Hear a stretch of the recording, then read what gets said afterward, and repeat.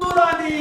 आज का दिन मेरे लिए बेहद ख़ास और पुरकशिश रहा क्योंकि आज मुझे मौका मिला मुल्क के मुस्तकबिल यानी कि बच्चों के दरमियान वक्त गुजारने का। असल में ये है लईक भाई, जो एक छोटे से गांव में एक छोटा सा तालीमी इदारा चलाते हैं। इन्होंने ही हमें अपने इस स्कूल में बच्चों को मोटिवेट करने के लिए इन्वाइट किया था। तो मैं बच्चों से मुखातिब हुआ हाल ही में चल रहे ट्रेंडिंग टॉपिक डिबेट को लेकर, क्योंकि हाल ही में डिबेट हुई थी एक, जो कि जावेद अख्तर और मुफ्ती नदवी साहब के बीच। पहले मैंने बच्चों से पूछा कि डिबेट किसे कहते हैं, यानी कि बहस किसे कहते हैं।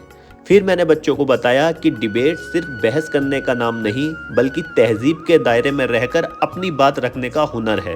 सबसे अहम बात जो मैंने उन्हें समझाई वो ये है कि ज़िंदगी में सवाल करना सीखो, चाहे सामने कोई भी हो। फिर मैंने बच्चों को बताया कि आज के दौर में पढ़ाई के साथ में स्किल होना भी बहुत ज़रूरी है। फिर मैंने बच्चों से कहा कि आपके मन में कुछ भी सवाल हो तो मुझसे पूछ सकते हो कि आपका क्या सपना है बड़े होकर बनने का, या कुछ ऐसी चीज़ जिसके बारे में आप जानना चाहते हो।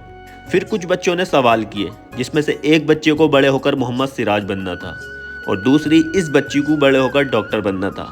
बच्चों के ख्वाब और जोश व खरोश देखकर दिल खुश हो गया था। फिर हमने दो तालिबे इल्मों यानी कि स्टूडेंट्स के बीच डिबेट कराई। डिबेट का टॉपिक हाल ही में ट्रेंडिंग में चल रहे अरावली की पहाड़ियों को काटने का था, जहां तर्कों की कसौटी पर बात हुई, जिसमें से एक बच्चे ने पहाड़ी को काटने के फायदे बताए और दूसरे बच्चे ने नुकसान। फायदे में बताया गया कि पहाड़ी कटने से इसे तामीर और तरक्की से जोड़ा जा सकता है। पहाड़ों को काटकर जो पत्थर, रोड़ी और बदरफुट मिलता है, उसी से हमारे शहर, हमारे घर और सड़कें बनती हैं।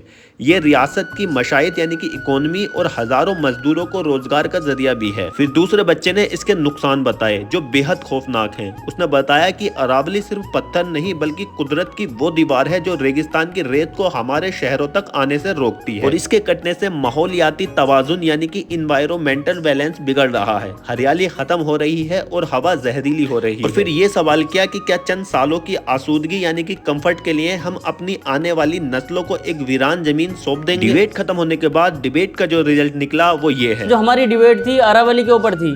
अब इसमें जो है पेड़ काटना हम देखते हैं बिल्कुल ही गलत है, चाहे वो किसी भी तरह से हो। अब इस डिबेट में हम विनर बनाते हैं नूरानी को। विनर इज नूरानी।